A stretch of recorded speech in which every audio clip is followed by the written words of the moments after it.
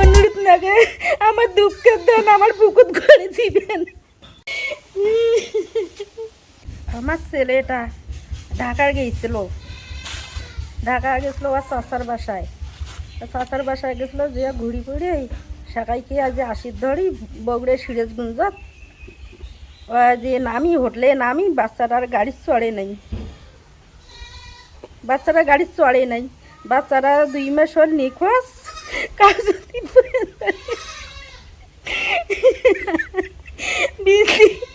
অনুরোধ নাগে আমার দুঃখের দেন আমার বুকুত করে দিবেন।